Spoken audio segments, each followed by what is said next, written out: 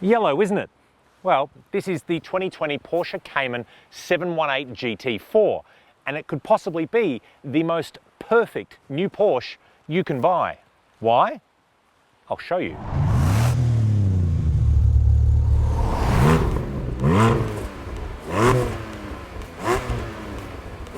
Now normally here I'd run through the details that we'll cover in the clip, but let's let the car do the talking. Now of course you can still give us a thumbs up and hit subscribe to stay up to date with all of our content, but we'll chat about that later. Come on, let's go.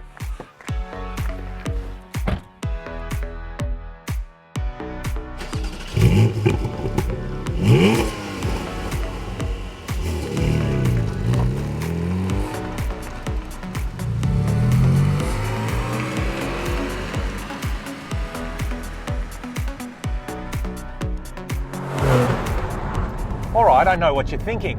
How is a 718 Cayman the perfect Porsche? I mean, this is a 982, not a 992. And when you consider that when the 718 launched, it was hardly met with huge fan awareness because they swapped out the traditional flat 6 for a turbocharged 4.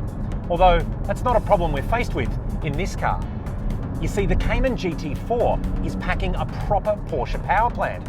Back there is a 4-litre flat 6, good for 309 kilowatts or 414 horsepower at a screaming 7,600 RPM. There's a chunky wall of torque too, building steadily from 3,000 RPM to a peak of 420 Newton meters at 5,000 RPM. And when you row the gears, this thing really wails.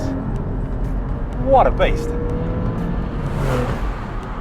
The engine is a reworked, rebored, retuned, de-turboed version of the 3-litre 6 from the 992 911 Carrera. But unlike in its big brother, it sits right behind you in the middle of the car, offering a 44 to 56% front to rear weight distribution, a smidge more mass over the rear wheels to help get all that power to the ground. Now naturally the GT4 is rear-wheel drive, and as you can probably tell, is running through a 6-speed, 3-pedal manual transmission. Now as fun as that sounds, you don't get to use it as much as you'd really like, as the gear ratios are really, really long. It would be perfect on an unlimited speed racetrack, but on Australian roads you barely need 3rd, let alone 4th, 5th or 6th. Now I'm swimming in Alcantara here, the nice yellow stitching, part of a $3,700 interior upgrade. These are the standard comfort seats too, and it is very cozy and comfortable in here for a race car. Now we'll talk about pricing in a minute, but this car as you see it isn't actually highly optioned. There's the chrono package, $1,000. It's cool, doesn't actually do anything. You can't actually put this car into sports mode because you're already there. There's a bimodal exhaust which we switch to loud mere nanoseconds after starting the car, and a cool auto blip mode which automatically rev matches on downshifts so that even when you're old and grey, you sound impressive. Naturally that's on too. Now leaving that exhaust in sports mode is pretty bloody loud, as you can probably tell, whether you choose to leave it there all the time or maybe turn it off and actually not really get that much difference, or turn it back on, is part of your buying choice when choosing a race car for the road. Now we have the option of putting the adaptive dampers into a sports mode, but these are Australian country roads, not a bowling green or an autobahn, and quite frankly the car is actually much better left in its comfort setting, because every single bump we go over like this, you feel it. Dialing it up even more? Just a smidge unnecessary. Now, we're limited to what we can do on public roads, but I am going through these corners a bit higher than the advisory speed sign, and this thing is just gripping for days. It just eats up the road. You can option in the Club Sport package, which gives you a half cage and a bit more extra street cred, and I would always do that. But I tell you what, this thing is an absolute weapon. There's excellent vision even with the giant rear wing, plus plenty of creature comforts to keep you amused. The PCM infotainment system has support for Apple CarPlay, where you can run the Porsche Roads app to record and share your favourite drives. There's climate control, heated seats, even cup holders.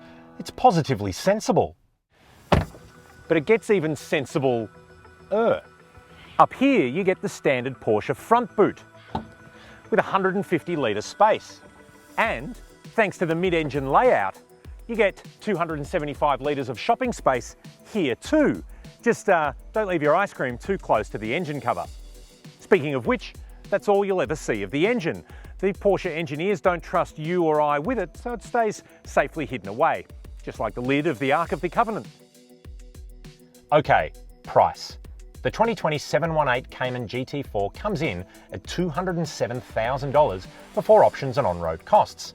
That's $20,000 less than a base 911 Carrera and a staggering $120,000 less than the price of the previous generation 991 GT3. So while this car certainly isn't cheap, in that company, it's not expensive either. So, faultless? Well, pretty much, but there are a few things that we find annoying. The long gear ratios we mentioned. The front splitter is very low and very long, meaning that any driveway, parking ramp, or even larger speed humps will scrape, and no one likes that. And that you need this to open and start a finely tuned high-tech German sports machine in 2020 is just a little bit insulting. Now, I'm all for personalisation options, but keyless entry, it's not a luxury, it's basic convenience.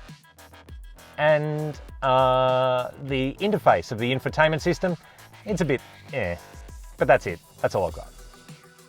The 2020 Porsche Cayman 718 GT4, a 4-litre naturally aspirated mid-engine rear-drive sports machine with a manual transmission, a massive spoiler, 2 boots, and kudos for days, is what a driver's Porsche is all about.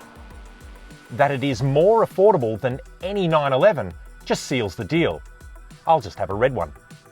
You can read all about the 2020 718 Cayman GT4 on Caradvice.com. If you've enjoyed this clip, give us a thumbs up, hit subscribe, and don't forget to hit the bell icon so you stay up to date every time we publish a video. And the car, do you like it? Do you love it? Have you got a perfect spec? Let us know in the comments below. And tell us what you'd like to see us tackle next, because I'm going for a drive.